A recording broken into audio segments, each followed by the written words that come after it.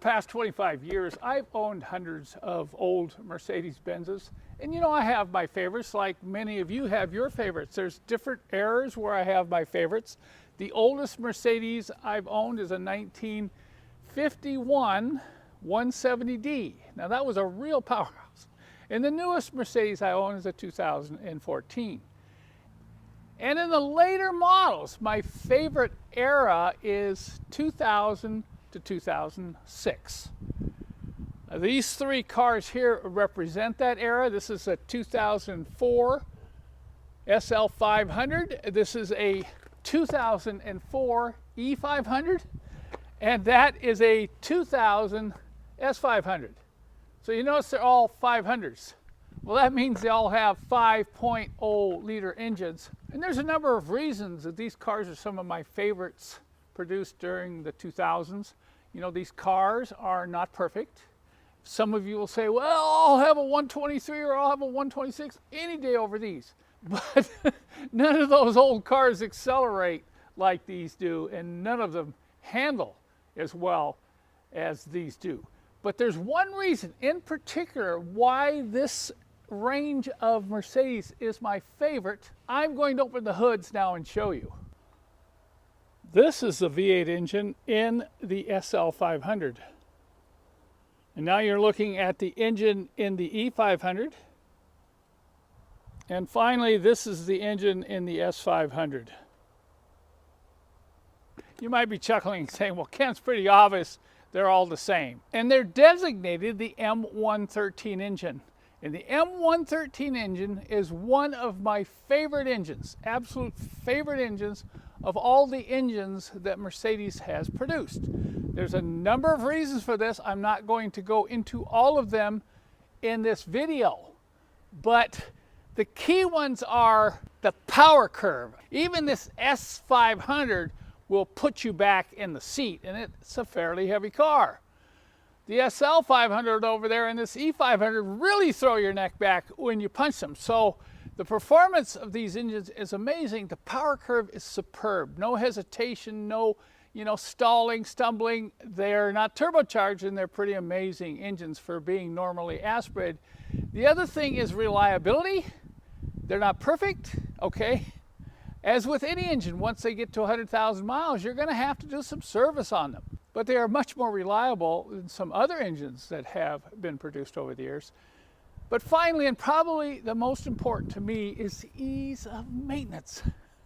I think by the time they got around to producing the M112 and the M113 engine, they figured out, hey, it'd be kind of nice if we gave the mechanics a break and made it easy to work on these engines.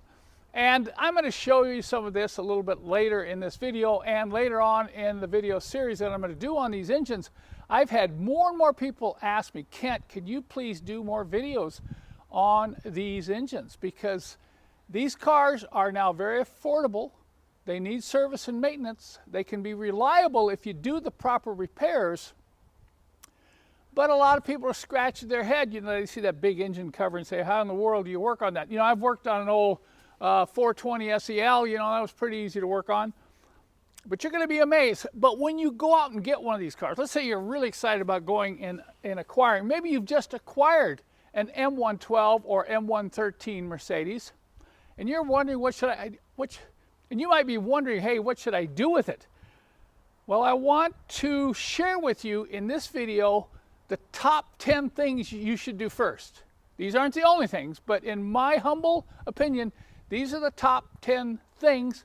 You can use this as a checklist when you go out and look for one of these cars, but if you've recently acquired one or you're going to acquire one, these are the things you want to check and repair or service right away.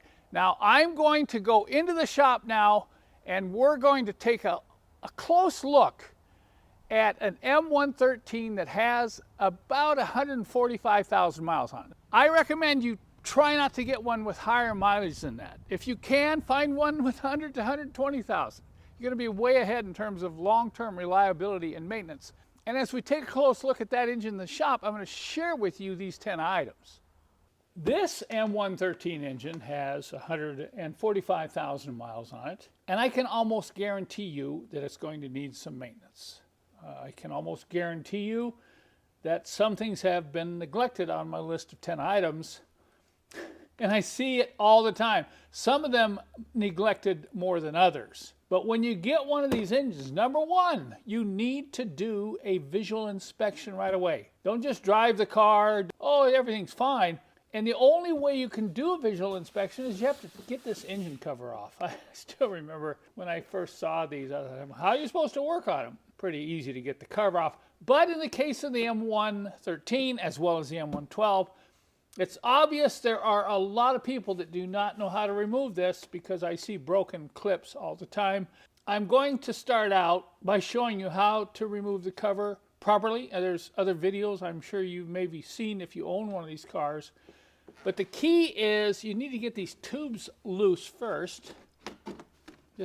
You don't have to take them off. Just pull them back and put them off to the side. And you'll see why here very shortly. And then when you pull this cover off, most people just pull up on it and yank it off. The problem is you have two clips right here that go straight down. You have two clips here that go back, and then you have another clip up front. So the sequence is to just lightly pull up the front until you hear it loosen up, okay? Then you have to come out to the wings here, and you have to lift up on those. I use my thumbs, and I pry them like that. Then I can lift this up and just pull it forward. And I'll flip it over. Look at that, the clips are all intact. And so this is evidence. Previous owner or owners knew how to remove this cover. Once you get this front section off, the rest is pretty easy. This is held on with clips, and it's just pushed straight down. So to remove it, you need to pull it straight up. Here you can see one of the clips. I'm going to lift up on it. And it's this clip that goes over this piece of rubber. Lift up on this one. Now I'm going to reach into the back and just lift it straight up and lift it off like this. Once you get the cover off, you can begin your general inspection, and this is number one of those 10 items. And what I've decided to do is cover the other items as well as the completion of this inspection in the next video. If you don't own one of these or don't intend to own one, you may not need all the detail in part 2 of this video series. And so I'm going to open this up to comments and let you give it your best shot on what you think those other 9 inspection service items are. But you have to qualify to leave a comment. You have to state at the beginning of the comment what M112 or M113 car you've owned. And once you do that, you can go ahead and leave what you think are one or more of the 9 items that I'm going to be focusing on in the next video. These can be service or repair items that often get neglected. If you do not qualify your comment, it will be deleted. I only want comments and suggestions and guesses from people who have owned and lived with these engines.